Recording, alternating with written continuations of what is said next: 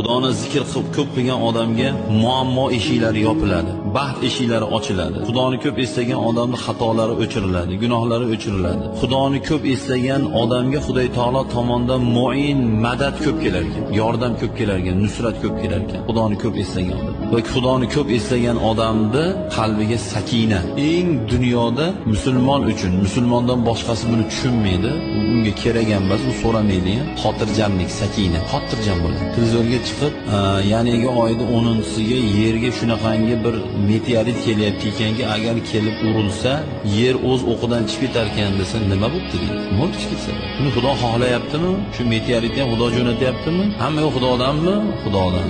Kelsa bu uyimizga tushsin, bizga nima hazil bor deydi. Nimaga u? Chunki Xudosi bor-da buni.